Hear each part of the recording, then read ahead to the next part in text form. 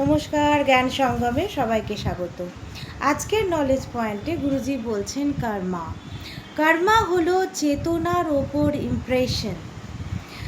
Impression আসে similar situation, ঘটনা বা অ্যাকশন থেকে। কর্মার তিনটে অ্যাসপেক্ট আর ইমপ্রেশন, অ্যাকশন আর রেজাল্টস। তিনটে aspect, impression, action and result. উদাহরণ হিসেবে তুমি একটি কলাকে দেখেছো, যে কোনো একটা ফলকে উদাহরণ হিসেবে ধরা যেতে পারে। তো দেখাটা হলো কর্মা, আর এটি হলো একটি অ্যাকশন, কাজ। আর যখন তুমি দেখতে চাইছো এবং তুমি এটি মানে খেয়েছো, তখন সেটা হচ্ছে ইমপ্রেশন। আর যখন তুমি ভীষণ ক্রেভিং করছো, যখন তুমি ভীষণভাবে চাইছো এটাকে খেয়ে নিচ্ছ, তখন সেটা হচ্ছে কর্মা অ্যাজ এ রেজাল্ট। তো এটাই বলছেন যে যখন দেখা হচ্ছে ফলটা, তখন সেটা হচ্ছে অ্যাকশন। আর যখন ভীষণভাবে যখন খেতে চাইছো, হ্যাঁ, তখন সেটা হচ্ছে ইমপ্রেশন। আর যখন ভীষণভাবে খেতে চাইছো এবং ভীষণভাবে চাইছো যে না আমি ফলটা খেয়েই নিই, তাহলে সেটা হচ্ছে ক্রেভিং। সেই ক্রেভিংটা হচ্ছে কি কর্মা অ্যাজ আ রেজাল্ট। তো এটাই দেখা হচ্ছে যে তিনটে অ্যাসপেক্ট এখানে দেখা যাচ্ছে। একটা হচ্ছে জিনিসটা দেখা, 2 নম্বর হচ্ছে প্রবল ইচ্ছা প্রকাশ করা, আর 3 নম্বর হচ্ছে খাওয়া। এই সবগুলোই হচ্ছে কর্মা। তো এটাই একটা চেইন অফ কর্মা তৈরি করে, এই ধরনের অ্যাকশন। এই যে পরপর এই যে অ্যাকশনটা হলো, এটাকেই একটা চেইন অফ অ্যাকশন তৈরি করে।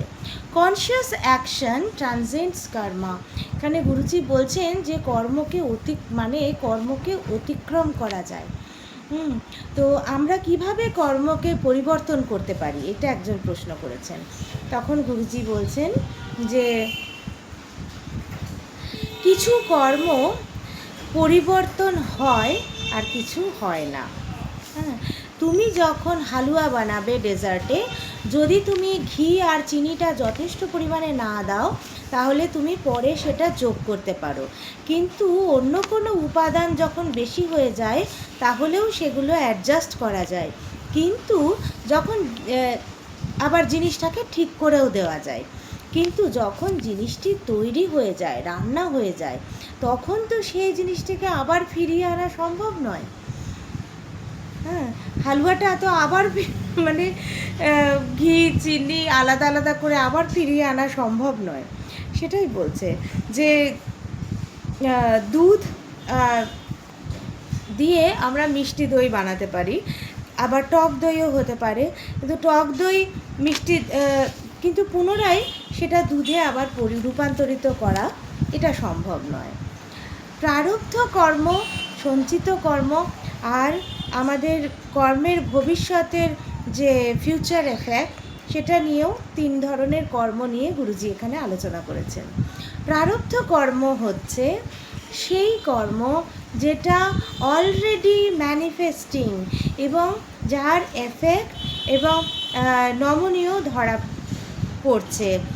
তুমি এটা চেঞ্জ করতে পারবে না, কারণ এটি অলরেডি হ্যাপেনিং, এটা ঘটছে। সঞ্চিত কর্ম হচ্ছে যে অতীতের চোখে সংগৃহীত, ভীষণ ভালোভাবে, ভীষণ মাইনিউটলি বোঝার জিনিস এই জিনিসগুলো।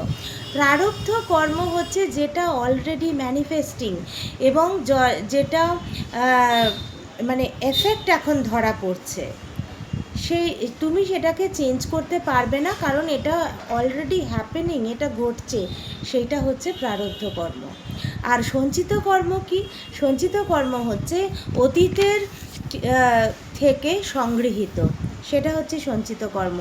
এটি মনের মধ্যে সুপ্ত প্রবণতা বা সংস্কার হিসেবে বিদ্যমান থাকে। আধ্যাত্মিক সাধনার মাধ্যমে সঞ্চিত কর্মকে তা প্রকাশিত হওয়ার আগেই দগ্ধ বা নির্মূল করা সম্ভব। আগামী কর্ম হলো কাজের ভবিষ্যৎ বা ফিউচার এফেক্ট। উদাহরণ হিসেবে তুমি যদি এটা একটা বলা হচ্ছে যে তুমি যদি কোনো অপরাধ করে থাকো, তাহলে তুমি হয়তো আজকে ধরা পড়বে না, কিন্তু তোমার মনের মধ্যে সেইটা থাকবে যে তুমি একদিন না একদিন ঠিক ধরা পড়বে। সেই সম্ভাবনা নিয়েই তোমাকে বাঁচতে হবে। তো এটাও কিন্তু একটা মানে গুরুজি বলছেন যে এই ফিউচার এফেক্ট এর উদাহরণ হিসেবে এটা বলা হয়েছে। যখন মনের ওপর থেকে ইমপ্রেশনগুলো মুছে যাবে তখন তুমি কর্ম থেকে ফ্রি হয়ে যাবে। যখন মনের ওপর থেকে ইমপ্রেশনগুলো মুছে যাবে তখন তুমি কর্ম থেকে ফ্রি হয়ে যাবে। ইমপ্রেশন মনের ওপর কীরকম হয়, যখন আমাদের কোনো একটা ঘটনা বেশ কয়েক বছর আগে ঘটেছে, আমি ভুলতে পারিনি সেই ঘটনা, সেটা এখনও পর্যন্ত আমার মনের মধ্যে আসে এবং আমি আঘাতপ্রাপ্ত হই। যখনই মনে করি তখনই আমার আঘাত লাগে, বা কোনো ভালো কিছু যখনই আমার মানে এই যে জিনিসটা আমি ইরেজ করতে পারছি না আমার মনের মধ্যে থেকে, সেটাই হচ্ছে স্ট্রং ইমপ্রেশন হয় আমাদের মনের মধ্যে। তো গুরুজি বলছেন যে সমস্ত রকম নেগেটিভ কর্মার বীজ অঙ্কুরিত হওয়ার আগেই সৎসঙ্গ, যোগা আর ধ্যানের মাধ্যমে সেই পুরো বীজটিকে নির্মূল করা যায়, সেটা পুরো বার্ন হয়ে যায়, পুড়ে যায়। তো সেই জন্যই বারবার করে বলা হয় সৎসঙ্গ অ্যাটেন্ড করার জন্য, যোগ অভ্যাস করার জন্য এবং ধ্যানের অভ্যাস করার জন্য। তাহলে কিন্তু এই যে মানে বহু সময় ধরে, অনেকটা সময় ধরে আমাদের মধ্যে জমে থাকা ইমপ্রেশন সেটার কিন্তু নির্মূল হয়ে যায়। তো এই ছিল আজকের নলেজ পয়েন্ট কর্মার ওপর অনেকেই ভীষণভাবে ইন্টারেস্টেড, আমি জানি। হ্যাঁ, কর্মফল কেন হয়, কিভাবে হয়, এটার ওপরে ভীষণভাবে ইন্টারেস্টেড, জানতে আগ্রহী। তো আজকের নলেজ পয়েন্ট নিশ্চয়ই তাদেরকে অনেক উত্তরের মানে উত্তর দেবে আর কি। তো সেই জন্যেই বলছি, সবাই ভালো থাকবেন, সুস্থ থাকবেন, আর ভিডিওকে ভীষণভাবে শেয়ার করে দেবেন, প্রচুর মানুষের কাছে শেয়ার করে দেবেন, যাতে সবাই এত সুন্দর নলেজের মানে তারা শুনতে পায়, তারা বুঝতে পারে, এবং যখনই ইচ্ছে হয় তখনই এই নলেজ পয়েন্টগুলো একবার শুনে নিলে সত্যি মনের ভেতরটা অনেক ভালো লাগে, আর অনেক মানে প্রশ্নের উত্তর পাওয়া যায়। এই ছিল আজকের নলেজ পয়েন্ট। ভালো থাকবেন সবাই, সুস্থ থাকবেন, দেখা হচ্ছে পরবর্তী এপিসোডে। নমস্কার।